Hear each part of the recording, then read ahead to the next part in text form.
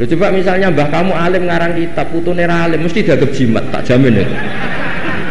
Padahal itu bab istinja. Tapi tetap dianggap jimat. Ya gara-gara tadi. Kalau masyarakat sukanya senyum ya dikasih senyum. Kalau sukanya uang ya tidak tahu ya. Boleh masalah. Boleh masalah. Karena memang yang namanya pilkada itu merebut hati pemilih. Masalahnya terus kaifiahnya itu apa? Ya tidak tahu itu, saya kan tidak calon bupati, tidak tahu. Itu lebih pinter.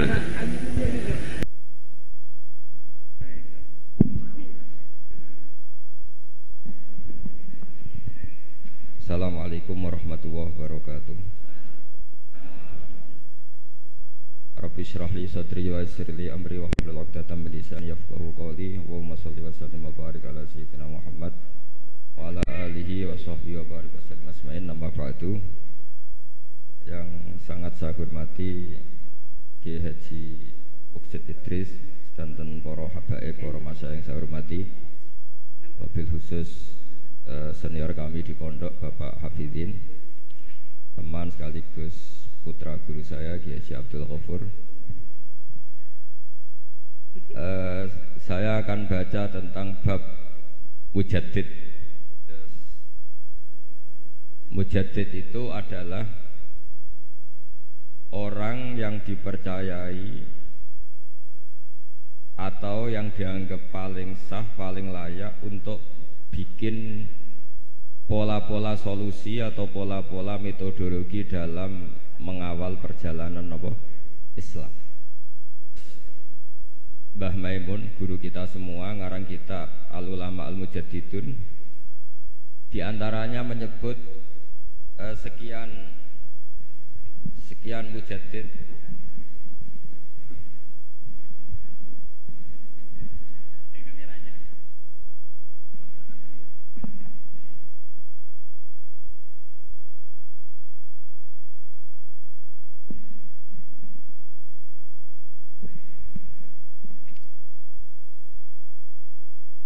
Saya teruskan ya.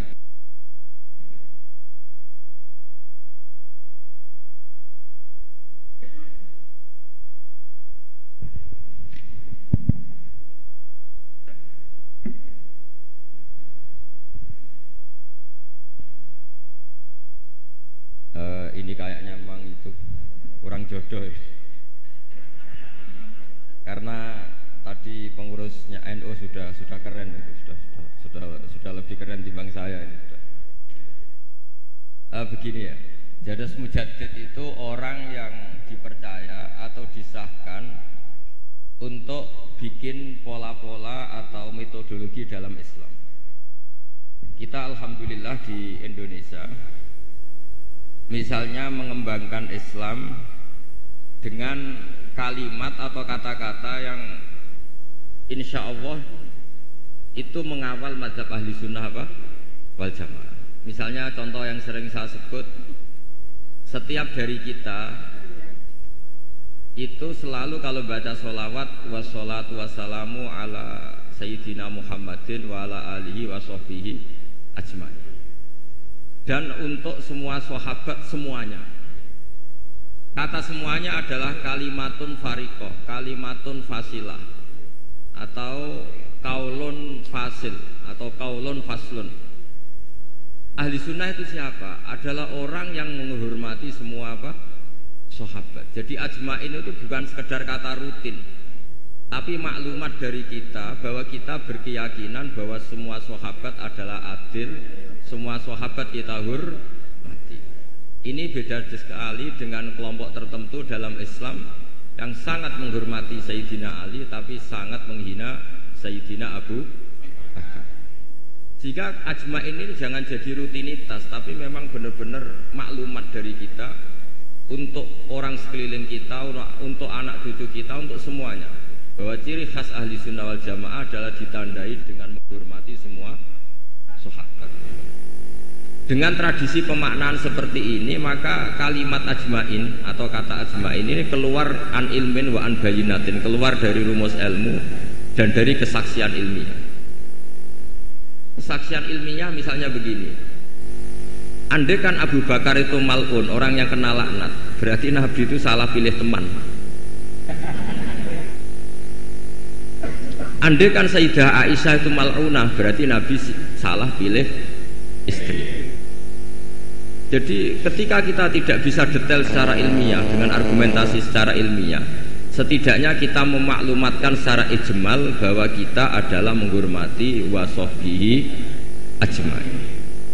Jadi itulah yang dimaksud Mbah Mun. Saya sering ngaji beliau dan beberapa kesempatan diberi penjelasan juga sama Gus Zofur sebagai putra beliau. Misalnya komitmen ahli sunnah diantaranya apa? Kita menghindari mengkafirkan orang Islam apapun dosanya. Ini juga ditulis oleh Mbah Mun di antara ciri khas ahli sunnah wal jamaah. Beliau menyebut salasun min aslil iman, ada 3 pokok dalam iman.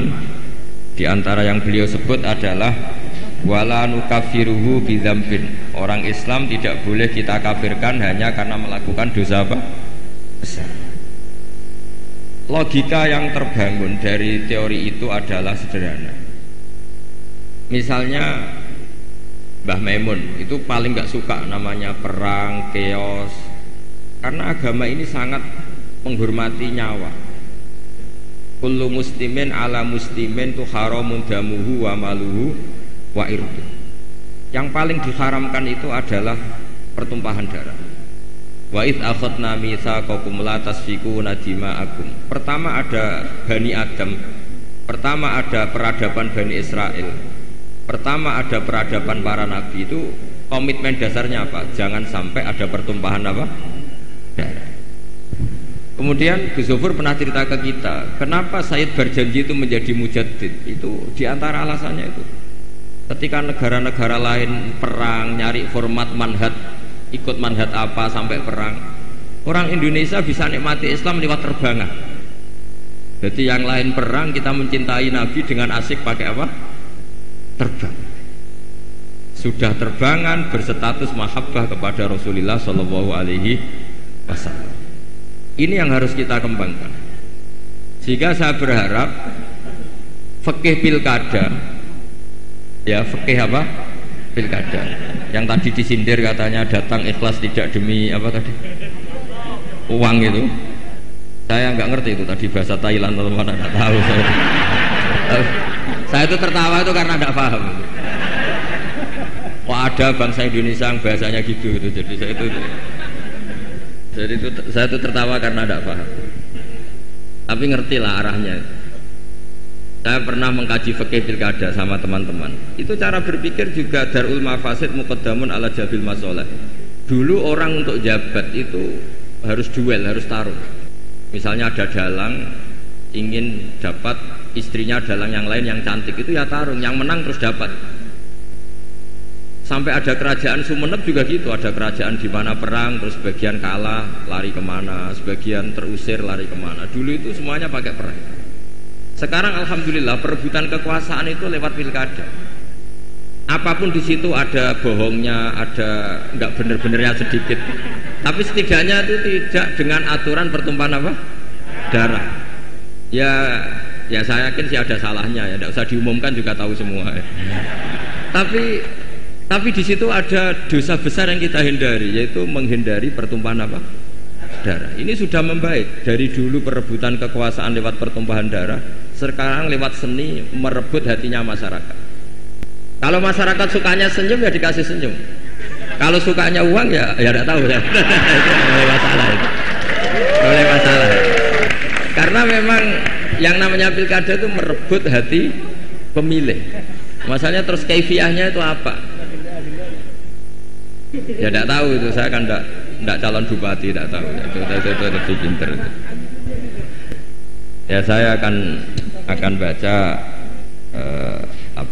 peradaban yang disebut nanti biar diteruskan Gus Zofur halaman 9. Wa dhahara ba'da dzalika fil qarni tsani ba'dal alfi al imam ar-rabbani al-allamah ahadu itrati Rasulillah sallallahu alaihi wasallam asy-syekh al-imam al-murtada sahibu syarh ihya ulumuddin al-musamma bi hafiz sadatul muttaqin alladzi tamma naf'uhu fil anha wal bilad marji'u ulama ahli sunnah wal jamaah.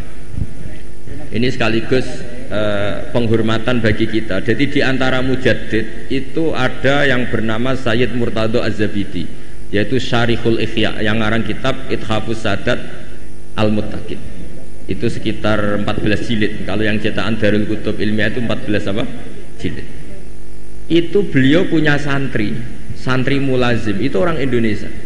Namanya Kiai Abdul Mannan, mbah kandungnya Kiai Mahfud Termas. Jadi Mahfud bin Abdullah bin Abdul Mannan.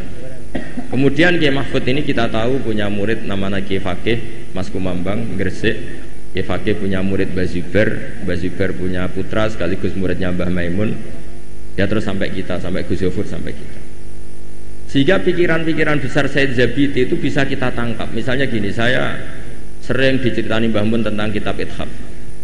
Di antara padanan, maksudnya padanan itu semua ulama itu pasti punya fatwa yang nggak ada kembarannya, dan itu polanya umum, sehingga ciri khas ulama disebut mujaddid itu bisa menganalisis agama dengan cara yang menakjubkan. Kata Said Az-Zabidi begini, orang Islam ini tidak akan mengalami kekeliruan kayak yang dialami orang Nasrani, yaitu menuhankan nabinya. Tapi juga tidak akan mengalami kekeliruan kayak yang dialami orang Yahudi, yaitu menyepelekan apa? Nabinya. Orang Yahudi itu sering membunuh para nabi. Dan itu rumusnya sederhana, cukup membaca Allahumma sholli ala Sayyidina Muhammad atau Allahumma sholli ala Muhammad abdika wa rasulik. Kenapa demikian? Islam itu datang setelah orang Nasrani salah memuja Isa sehingga diposisikan sebagai apa? Tuhan. Orang Islam itu juga muja nabinya, tapi pas, yaitu Allah tetap Tuhan, pemberi. Allahumma sholli, berarti kita minta kepada Allah, zat yang super, yang maha, dan permintaan penghormatan itu kita berikan untuk hamba terkasihnya, yaitu Muhammad. Maka kata Sayyid Zabidi, wa Muhammadun wa in ala qadru yahtaju ila rahmati wa fadlihi ta'ala. Apapun kelas tingginya seorang yang bernama Muhammad, tetap butuh sama rahmat dan fadlnya Allah Subhanahu wa ta'ala.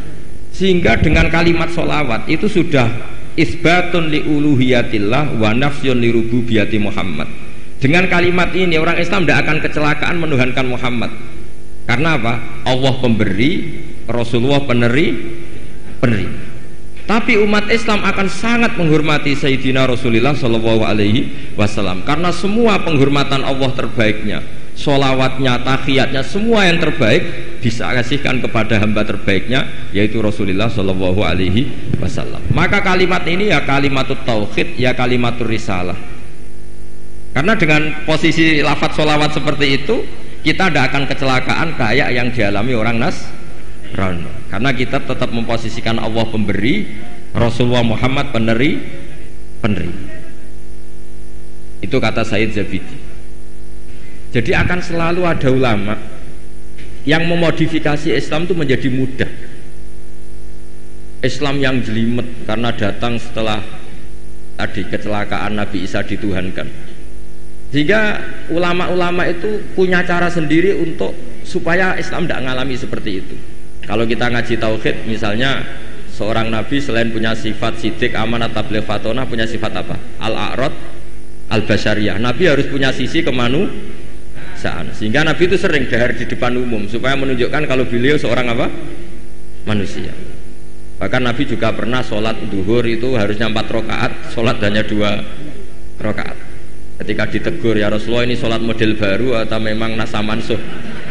Karena kalau model baru mereka senang kan, berarti mulai besok sholatnya ada 4 rakaat tapi 2 rakaat, karena kategorinya nasah apa? Nasah mansuh. Tapi Nabi memberi penjelasan, enggak, saya tidak lupa.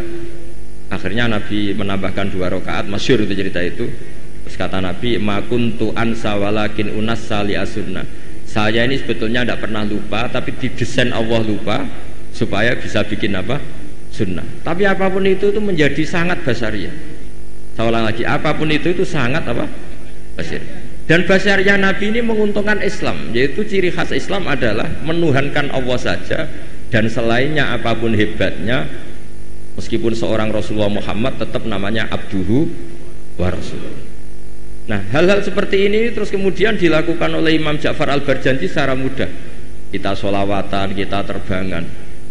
Dengan cara seperti ini pula kita mahabbah Rasulullah semahabbah-mahabbahnya tanpa mendudukkan Rasulullah Muhammad sebagai itu Tuhan. Karena kita selalu meminta Allahumma, Allah engkau, kita semua meminta kepada engkau supaya sholawat engkau engkau berikan kepada kekasihmu. Berarti fawwahu wal mu'ti, Allah adalah pemberi, Nabi adalah penerima. Maka terus statusnya jelas bahwa Allah adalah selalu Tuhan, Rasulullah adalah abduhu wa rasul. Sehingga terus kita baca subhanalladzi asra bi abdi. Sehingga kata para ulama, wasfiyatu Muhammad, wasfiyah terbaiknya adalah ketika disebut abduhu wa rasul.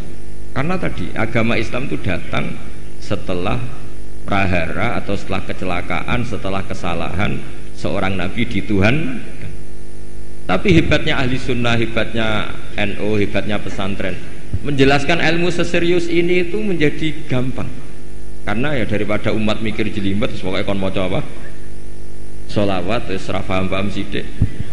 Semua yang calon bupati maca sholawat ben jadi. Ya sebetulnya banyak yang nggak ikhlas juga, sudah itu nggak penting, sementing pokoknya natijahnya itu isbatun li uluhiyatillah wahdah dan isbatun li abdiyati Rasulillah Muhammad sallallahu alaihi wasallam, sehingga kita tidak mengalami apa yang dialami orang-orang Nasrani. Jadi di sini Mbah Mun menyebut wa awwalu man lazamahu min ulama Jawa Ki Abdul Mannan khina muqamihi bi Makkah al-Musyarrafah. Farwa'an hudzakal kitab. Warwa'anhu ay an Kiai Abdul Mannan ibnuhu Kiai Abdullah. Tumarwa'anhu ibnuhu Kiai Mahfud At-Turmusi atau At-Tarmasi. Farwa'anhu Kiai Faqih Al-Maskumambangi. Warwa'anhu tilmidhuhu walidi Kiai Zubair Tahlan. Tumarwaituhu anhu. Jadi kita sebagai bangsa Indonesia itu sangat mulia karena Ihya setelah dikarang sekitar tahun abad 5 Hijriah. Karena Imam Ghazali lahir tahun 450, wafat 504. Itu tidak ada yang bisa nyarai, nggak ada atau nggak berani, karena ini terkenal wali Imam Ghazali. Baru disarai itu 600 tahun kemudian oleh seorang sadat, seorang habib alim alama namanya Sayyid Murtado Az-Zabidi. Dan itu gedelalah di antara murid mulazimnya itu orang Indonesia namanya Syekh Abdul Mannan. Makanya saya masih ingat ceritanya Mbah Mun ketika Cordova guling, Andalusia guling. Saya masih ingat kalimatnya Mbah Mun. Allah gak terima nak wong sing maca tasbih iku berkurang. Itu terus digenti ning Demak Bintoro. Artinya ketika Andalusia guling di Spanyol itu berbarengan dengan berdirinya kerajaan apa? Demak. Dan sekarang polanya kelihatan sama. Dulu ulama-ulama Andalusia itu hebat-hebat, bisa ada Ibnu Malik ngarang Alfiyah, ada Imam Qurtubi ngarang tafsir Qurtubi, ada Imam Syatibi yang mengarang Qiraah apa? Sab. Indonesia juga tidak kalah kerennya. Siapa yang nggak tahu Syekh Nawawi Banten? Beliau mengarang kitab yang sangat menakjubkan, yaitu tafsir apa? Munir. Siapa yang nggak kenal Syekh Mahfud At-Turmusi? Ketika banyak orang yang nggak bisa mensarai kitabnya Imam Suyuti Alfiyatus Sirah, beliau punya sarahnya itu Manhajul Dzawin Nadhr. Dan paling masyhur sarah Muqaddimah Al-Hadramiyah juga milik beliau, yaitu An-Manhalul Amim atau yang terkenal dengan Hasyiah At-Turmusiyah. Itu juga eranya Mbah Zubair, karangannya banyak. Mbah Mun, Zofur juga punya naskah, punya karangan.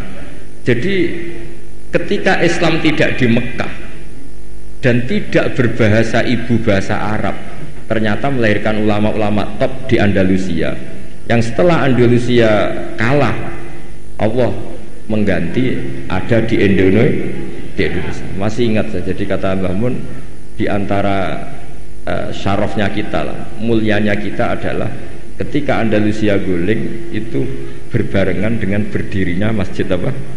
Demak. Dan setelah saya angen-angen, pola-polanya hampir mirip, yaitu melahirkan banyak pengarang-pengarang kitab. Kita tahu Syekhona Khalil yang punya naskah, semua ulama top-top kita punya naskah. Nah soal nanti naskahnya hidup apa enggak, itu kriminalnya murid-muridnya. Itu pasti. Loh betul itu. Masyhur itu di kata Imam Syafi'i, al-lath afqahu min Malik. illa annahu daya'ahu ashabu. Imam Les itu ulama top, sebetulnya secara fikih lebih alim ketimbang Imam Malik secara fikih. Illa annahu daya'ahu ashabu, tapi murid-muridnya yang sembrono. Loh, coba misalnya mbah kamu alim ngarang kitab, putune ra alim mesti dianggap jimat, tak jamin itu. Padahal itu bab istinja.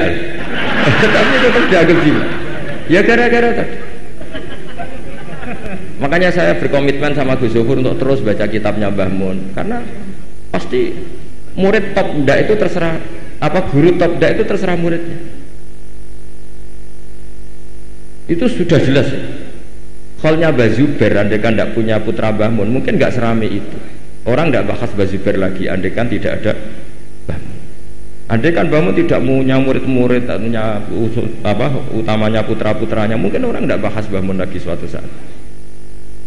Makanya kata Imam Syafi'i ketika ngomentari Imam Les, al-Les afqahu min Malik illa annahu daya'ahu ashabu. Imam Les itu lebih faqih ketimbang Imam Malik. Imam Malik nasibnya baik, beliau punya murid top namanya Imam Syafi'i. Jika kitabnya Mudawwan, Imam Syafi'i punya murid Imam Buaiti, Mudawwan, Imam Muzani. Setelah itu ada Mukhtasarul Muzani. Setelah itu di Mukhtasar lagi oleh Imam setelahnya. Ada Imam Rafi'i, ada Imam Ghazali. Setelah itu terus mulai Imam Haroman, Imam Ghazali, terus Minhajut Thalibin, Imam Nawawi, terus sampai Syekh Zakaria Al-Ansari. Dulu namanya kitab setelah itu jadi Mukhtasarul Muzani. Setelah itu jadi Nihayatul Matlab fi Dirayatil Madhab dikarang Imam Haroman. Setelah itu Imam Ghazali Al-Wasit wal Basit. Setelah itu Imam Rafi'i. Setelah itu Imam Nawawi. Setelah itu terus Imam Nawawi menamakan kitabnya Minhajut Thalibin. Syekh Zakaria Ansari mengarang namanya Manhajut Tulab. Ya sama, pola-polanya sama. Tapi yang penting kitab ini tidak hilang. Saya sampai sekarang belum pernah tidak baca kitabnya Mbah Mun. Mulai Mbah Mun Sugeng sampai sekarang di murid-murid saya, di muhibin saya. Karena saya tidak ingin menjadi tersangka kayak anak buahnya Imam Les. Ya saya kira demikian. Assalamualaikum warahmatullahi wabarakatuh.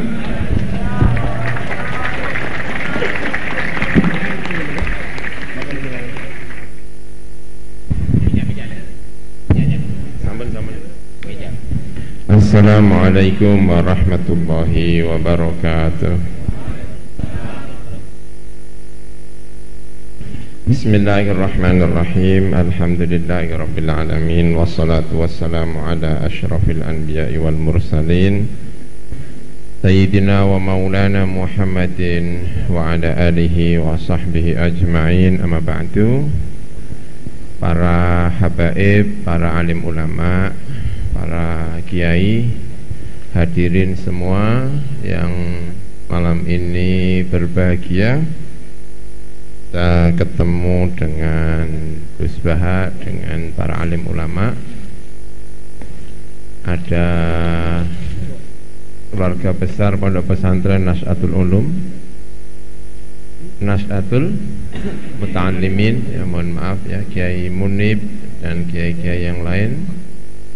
Ada Pak Kiai Hafizi, ada Bapak Bupati yang terhormat, Bapak Kiai Bushro, para calon bupati hadir ya, bupati ya. Alhamdulillah. Juga para pimpinan Nahdlatul Ulama cabang Sumeneb, PCNU Sumeneb, yang akan segera berakhir masa khidmahnya, akan segera diganti dengan calon-calon yang baru, para alim ulama, calon-calon bupati ya, semuanya saja yang hadir. Bahagia sekali malam hari ini ikut hadir mendengarkan ngaji bersama tadi Gus Baha ya, cerita tentang ulama-ulama yang punya murid yang hebat-hebat. Rasulullah juga punya murid yang hebat-hebat ya. Luar biasa Rasulullah Shallallahu Alaihi Wasallam. Ketika wafat, Rasulullah sudah punya murid yang luar biasa. Yang menggantikan itu sudah siap. Pak Kiai Bushro mau lengser, yang menggantikan insya Allah hebat-hebat. kira-kira ya. Semoga gitu ya. Amin ya rabbal alamin. Gitu ya. Rasulullah itu wafat, kata Sayyidah Aisyah ya, wadir'uhu marhunatun inda yahudiyin fi thalathina so'an min syair. Sudah hafal itu. Kanjeng Nabi wafat itu pakaian perangnya itu digadekan 30 sok. Satu sok itu satu zakat fitrah 2,5 kilo ya. Kalau kali 30 berapa berarti? 60 berapa? 75 ya. 75 kilo syair. Syair itu gandum yang kurang baik. Yang baik itu qamah namanya. Itu mengesankan betul itu. Kanjeng Nabi pimpinan negara, orang alim, orang top, wafat digadekno.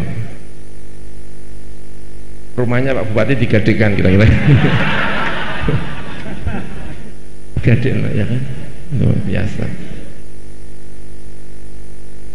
Nah, yang menggantikan Rasulullah itu yang disebut kemudian Al-Khulafa Ar-Rasyidun, karena tadi Gus-Ba menyebut murid-murid itu tadi ya. Al-Khulafa Ar-Rasyidun itu yang pertama Abu Bakar, itu kalau bahasa kita mungkin Suriah. Jadi presiden pertama setelah Rasulullah itu adalah Suriah. Suriah itu kalau ngomong itu mantep, itu Suriah. Sayyidina Umar itu ketika Rasulullah wafat petitang-petenteng bawa pedang. Man qala inna Muhammadan mata kotok tu apa gitu pokoknya. Sapa wonge ngomong kanjeng Nabi mati tak ketok gulune. Itu Sayyidina Umar. Saking ndredege ditinggal kanjeng Nabi. Itu ketemu Sayyidina Abu Bakar diwacana ayat langsung ndredeg. Wa ma Muhammadun illa rasulun qad khalat min qablihi rusul afa immata aw qutilan qalabtum ala aqabikum wa may yanqalib ala aqibaihi fala yadurullah syai'an. Itu Sayyidina Umar diwacana Abu Bakar ayat itu langsung ndredeg, koyo-koyo saya itu nggak pernah baca ayat ini. Itu kok kamu yang baca, tetebas kamu sama. Tapi karena yang baca itu Rois Suriah, Umar itu takut. Jadi di saat genting-genting itu kita membutuhkan Rois Suriah. Maka syarat Rois Suriah itu kira-kira profilnya seperti Abu Bakar. Itu Rois Suriah. Ini kan mumpung momennya mau calonan PCNU itu. Ya. Jadi yang menggantikan Rasulullah itu genting, karena ditinggal Rasulullah butuh tentem, butuh tenang, maka yang dipilih adalah Abu Bakar. Ketika tenang, maka kemudian yang dipilih adalah Sayyidina Umar. Sayyidina Umar itu orang pemerintahan top, punya kekuasaan yang luas sekali, tapi semuanya tenang karena yang mimpin adalah orang top. Secara pemerintahan militer itu luar biasa, itu Sayyidina Umar bin Khattab. Jadi negara ini kalau dipimpin Suriah itu ya pantas. Makanya kalau yang mimpin Pak Kiai Busyra itu ya pantas, wong Abu Bakar itu Suriah. Jadi kemudian dipimpin oleh Sayyidina Umar, orang yang top, bisa itu murid-muridnya Rasulullah. Makanya itu tadi, jangan sampai kita menjadi murid menyia-nyiakan gurunya itu tadi, yaitu Sayyidina Umar bin Khattab. Dan itu juga orang-orang yang luar biasa. Rasulullah wafat, bajunya digadekan untuk utang 30 sok syair. Itu benar-benar ada di kepala Sayyidina Abu Bakar. Sampai Sayyidina Abu Bakar itu ketika menjabat pemerintahan itu digaji nggak mau. Itu nggak mau. Itu Sayyidina Abu Bakar, betul, itu nggak mau digaji. Sampai Sayyidina Umar yang maksa. Abu Bakar, dulu sebelum kamu jadi seorang presiden kamu itu dagang, sekarang kamu tidak lagi bisa dagang, kamu harus mau menerima gaji. Tapi sekarang presiden semakin berdagang. Ini ya. Dulu Sayyidina Abu Bakar jadi presiden, selesai tidak mau berdagang. Ketika wafat, gajinya ditebus. Dulu saya dapat gaji berapa, selama saya menjadi presiden gajinya berapa, itu pesan sama keluarganya, tolong semuanya dibayar. Itu Sayyidina Abu Bakar. Kamu punya pemimpin seperti ini, makmur semuanya.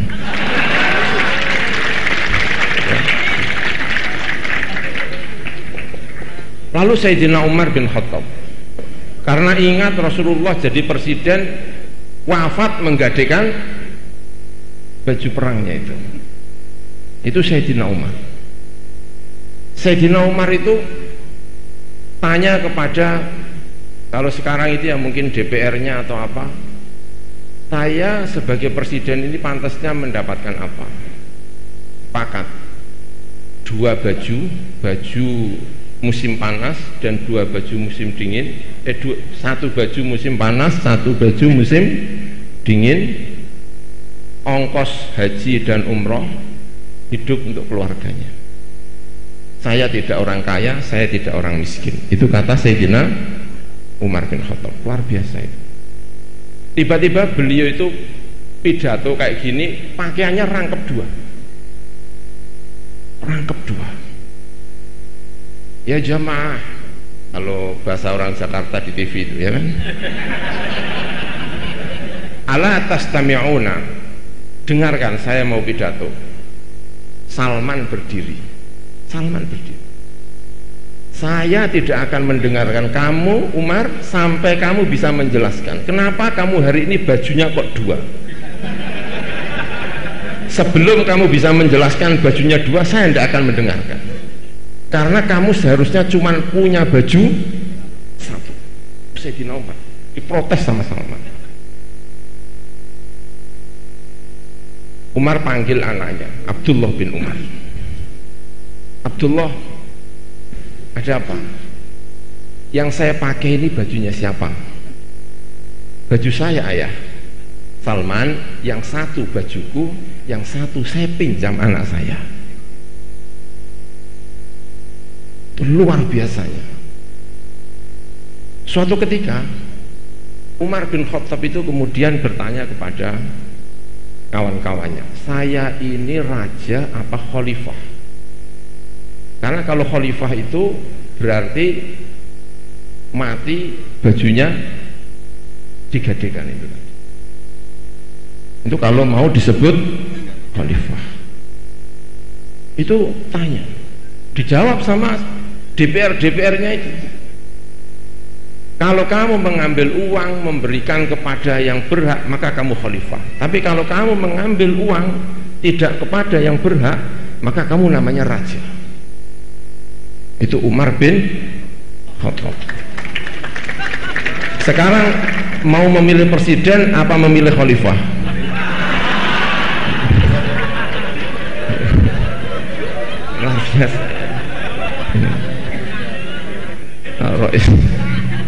Ini kan momennya momen yang pilkada dan apa namanya PJNU itu ya.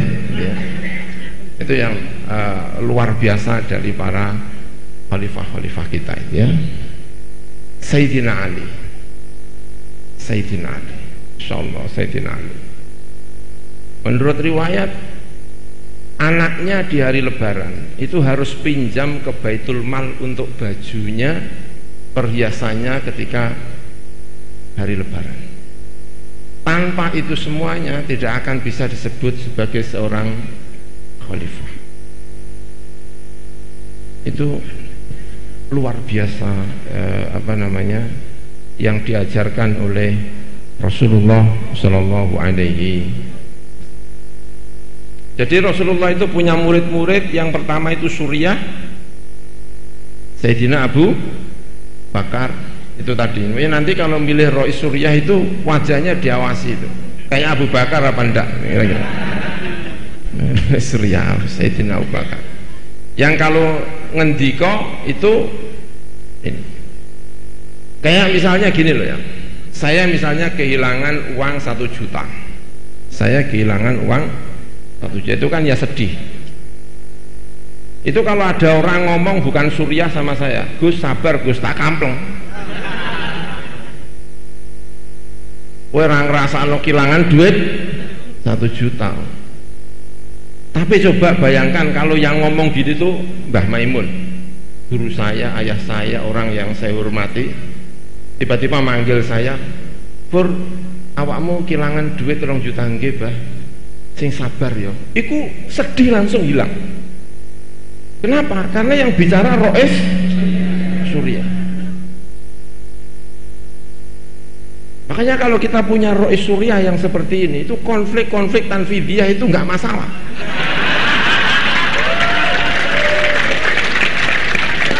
Tapi kalau Rois Suriahnya itu aneh, itu konfliknya tambah nemen.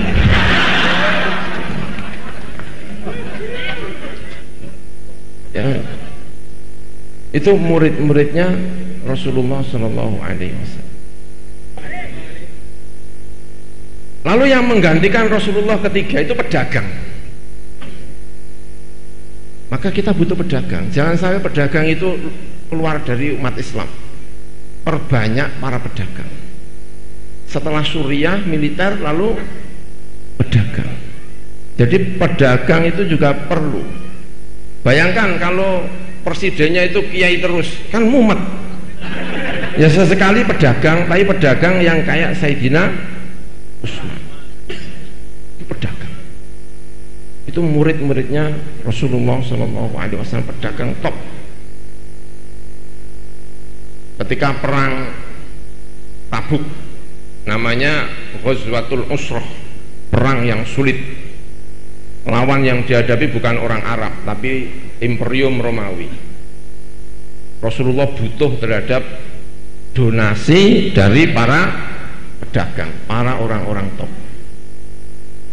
Itu Sayyidina Utsman itu membawa 300 unta. Iku nek unta siji regane mbok pira ya? Fortuner ya. Itu 300. Masih membawa 1000 dinar.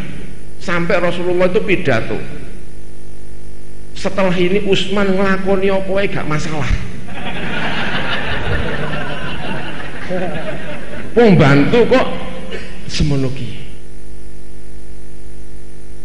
Ada Utsman, insya Allah proposal tidak ada yang pergi ke Utsman. Luar biasa.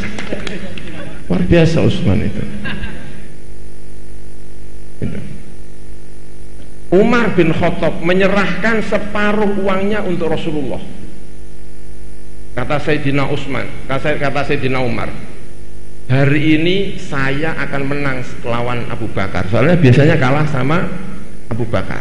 Tapi kali ini saya akan menang karena separuh uang saya donasikan untuk Rasulullah untuk perang. Tiba-tiba Abu Bakar datang menyerahkan seluruh uangnya. Kata Sayyidina Umar, sekarang saya tidak akan pernah menang lawan Umar. Luar biasa ya.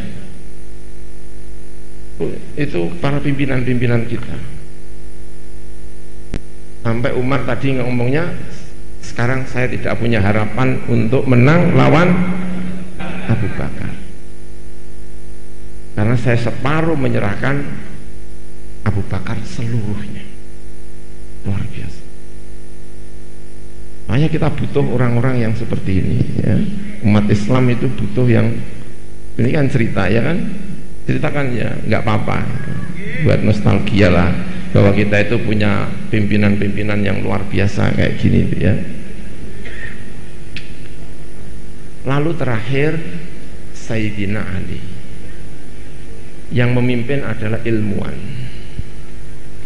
intelektual, ulama. Jadi setelah Suriah militer, pedagang, lalu penggawane ngojang ngaji. Sayyidina Ali. Orang kalau kalah paling bisa dijadikan contoh itu Sayyidina Ali. Maka nanti kalau pilkada ada yang kalah, semoga yang kalah niru Sayyidina Ali. Semoga ya, karena berat, tapi insya Allah melihat Sayyidina Ali itu luar biasa. Ketika Sayyidina Abu Bakar itu dilantik jadi khalifah, kata Ibnu Abbas, kata Abbas dan juga kata Abu Sufyan, seharusnya yang berhak itu kamu kok Sayyidina Ali. Enggak, kalau orang sudah milih Abu Bakar, saya tetap menjadi rakyatnya Abu Bakar. Itu Sayyidina Ali. Saya jadi pembantunya Sayyidina Abu Bakar, saya siap. Maka kemudian Sayyidina Ali kalah, tetap menjadi pembantu terbaiknya Sayyidina Abu Bakar. Lalu pilihan khalifah lagi, kalah dengan Sayyidina Umar. Pembantu terbaiknya Sayyidina Umar adalah Sayyidina Ali. Laula Ali lahalaka Umar. Itu kata Sayyidina Umar, kalau saya tidak bantu sebaik Ali, saya ini rusak. Kenapa? Perubahan sosial begitu cepatnya, sementara yang punya ilmu Sayyidina Ali. Sampai Sayyidina Ali itu bilang, ana waziran khairun minni khalifatan. Saya sebagai seorang pembantu lebih baik daripada seorang khalifah. Makanya kalau ada yang kalah, tiru siapa? Sayyidina Ali. Nanti ini juga begitu ini kan. Ini kan ada yang milih sana, ada yang milih sini. Nanti kalau kalah, pilih Sayyidina Ali, insya Allah beres. Amin ya Rabbal alamin. Maka semuanya tentrem. Karena Rasulullah SAW punya murid-murid yang luar biasa. Orang hebat itu bukan karena dirinya, orang hebat karena murid-muridnya. Itu yang salah satu menjadi ciri besar tadi disampaikan oleh Gus Baha. Imam Laif doya'ahu ashabu. Punya murid yang hebat-hebat. Kita ngaji kepada Mbah Maimun, saya salah satu kenapa Mbah Maimun itu kok disebut orang hebat, karena muridnya hebat-hebat, karena muridnya sampai ujung sana sampai ujung sini mengabdikan sebagai guru sekian tahun sekian lama, mendidik dengan sebaik-baiknya dengan ini, maka menjadi orang hebat. Ulama-ulama besar hebat karena punya murid yang hebat-hebat. Rasulullah punya murid yang hebat-hebat, terrepresentasikan dalam 4 khalifahnya, Abu Bakar, Umar, Utsman dan Sayyidina Ali. Itu orang-orang yang sangat-sangat hebat. Maka Nahdlatul Ulama ya, ini PJINO ya, masih punya murid yang hebat-hebat. Kita masih ditemani oleh ada Kiai Hafidhi, ada Pak Kiai Bushro, ada Pak Kiai Abdullah Khalil, ada kiai-kiai yang lainnya. Santri-santrinya dengan luar biasa, tunas-tunas, ada Gus Baha ya, tunas-tunas akan lahir. Kita tenang, amin ya Rabbal alamin. Para rawuh ingkang saestu kawula hormati, saya tidak bisa panjang-panjang, nanti dimarahin sama Pak Bupati, sama Pak Panji. Tidak boleh lama-lama pertemuannya, yang penting bahagia semuanya, amin ya Rabbal alamin. Tadi sudah mendapatkan ilmu ini, mohon maaf atas segala kekurangan. Wallahul muwaffiq ila aqwamit thoriq. Wassalamualaikum warahmatullahi wabarakatuh.